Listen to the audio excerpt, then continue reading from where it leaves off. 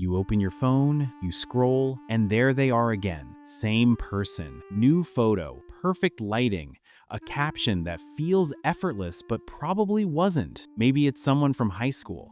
Maybe it's a coworker. Maybe, if you're being honest, it's you. And somewhere in the back of your mind, a quiet thought forms. Why do they keep posting? Or maybe the question feels closer than that. Why do I? Here's what most people assume. It's vanity, it's ego, it's a need for attention.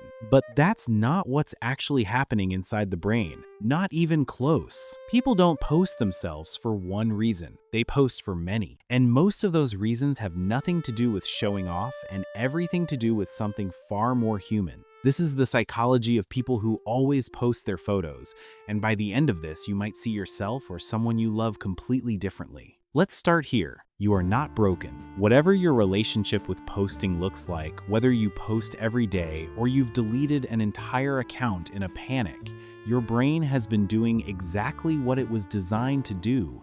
The behavior makes sense. It has always made sense. Because what looks like a social media habit on the surface is actually your nervous system trying to solve a very old problem. Do I belong here? Am I real? Does anyone see me? Those questions don't start with a phone.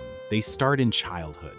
They follow us into adulthood, and they find new ways to ask themselves in every era we live through. Right now, they're asking through screens. The first thing to understand is what happens in the brain the moment a notification arrives. You post a photo, you set the phone down, and then, almost involuntarily, you pick it back up.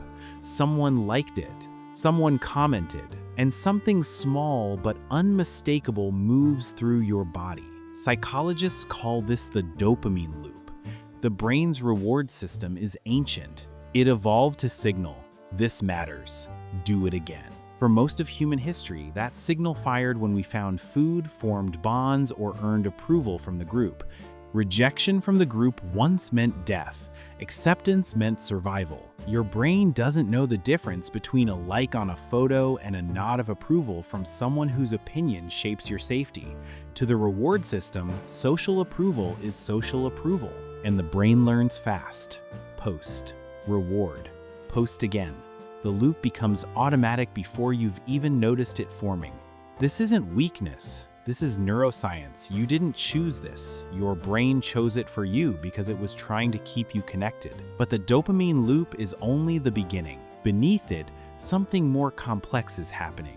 Something the sociologist Irving Goffman identified long before social media existed. He called it self-presentation, the idea that every human being is always, in some way, performing, choosing what to show, choosing what to hide. We do this in every room we enter. We do it at job interviews, on first dates, at family dinners. We read the audience. We adjust. We present the version of ourselves that we believe will be most received, most safe, most accepted. Social media didn't create this. It gave it a stage. When someone posts a photo, they are not simply sharing a moment. They are making a decision about identity. This is who I am today. This is the version of me I'm choosing to show the world. It's not deception, it's curation. And curation is something every human being practices every single day, just in different ways. The person who never posts is also curating. They're just doing it through silence. And this is where it gets interesting. Because underneath the performance, underneath the dopamine, there is something even quieter happening. Something to do with control.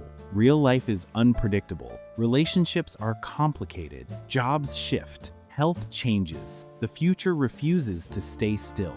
Most of what we care about most cannot be managed or guaranteed. And that uncertainty lives in the body as low-grade tension, a hum that never fully stops. But an online image, that can be controlled. You choose the angle. You choose the filter. You choose the caption. You choose when to post and when to delete. In a life that often feels like it's happening times to times you, your profile is one of the few spaces where you are the author. Psychologists recognize this as a form of emotional regulation, using external behavior to restore a sense of internal order. The photo isn't really about the photo. It's about reclaiming a small, quiet sense of agency in a world that often takes it away. Think of it like this. When life feels chaotic, the profile becomes a kind of anchor, a fixed point, a space that says, I exist. I was here. I made something that lasted. There is also something else, something people almost never name directly: memory, meaning, proof of existence. Humans have always documented their lives. Cave paintings, diaries, photographs in shoeboxes, wedding albums. We have always needed to say, this happened, I was here, this mattered. Social media is just the newest form of that ancient need. When someone posts a sunset they're watching, or a meal they cooked, or a face they love, part of what they're doing is archiving, creating evidence, saying, my life is real and it has moments worth remembering. When a post gets engagement, it doesn't just feel good. It feels like confirmation, like the universe nodding back, like someone saw the evidence and agreed, yes, this was worth documenting. You are worth seeing. Your brain doesn't see likes, it sees acceptance.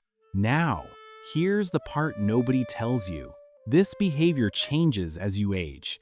It doesn't disappear, it shifts. At 17, posting might be about fitting in, proving you have a social life, being seen by people whose opinions feel enormous. At 25, it might be about building an identity, showing who you're becoming, figuring out what you believe by performing it publicly, and seeing what resonates. At 35, it might be about connection, keeping people close across distance, sharing milestones with people who genuinely care. At 50, it might be about legacy, proof of a life well lived, something for children or grandchildren to find someday. The behavior looks the same from the outside, but the psychology underneath is constantly evolving, shaped by life stage, by loss, by growth, by what the person most needs to feel whole at that particular moment. What looks like vanity in a teenager might be identity formation. What looks like oversharing in a parent might be grief processing. What looks like self-promotion might be someone quietly asking, am I enough? Is this life enough? Does it count? There is a difficult edge to this too, and it deserves to be named honestly. When self-worth becomes tied to engagement, something tender gets exposed. Deleting a post because it didn't perform, refreshing notifications like a nervous habit, feeling inexplicably low on days you don't post and not quite knowing why. When your identity becomes something you perform, you can forget who you are without the audience. That's not a character flaw.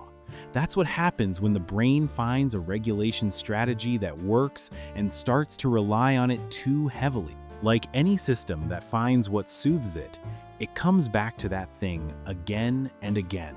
The behavior that once helped quietly becomes the thing that's needed. This is how every coping mechanism works. Not just this one. Humans reach for what brings relief. There's nothing shameful in that. And yet posting isn't fake. Sometimes it's the only way people feel seen. For some people, sharing online is genuinely creative. It's art making. It's self-expression in a world that doesn't always leave room for it. For others, it's community, finding people who relate, who reflect, who respond. For others still, it's simply documentation, a digital journal, a record of a life being lived. Connection, creativity, meaning, memory, belonging, control. These are not shallow things. These are the things humans have always needed. Social media is just the current landscape in which we're trying to find them. This was never about photos. It was about being recognized. It was about reaching through a screen and asking the oldest question any human being has ever asked times, do you see me? And waiting, breath held, for the answer. People don't post because they want attention. They post because they want connection. And wanting connection is not a flaw. It is not vanity.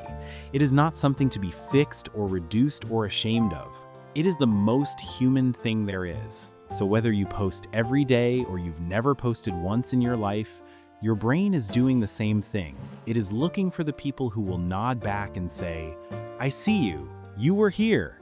It counted. That's not social media. That's just being human.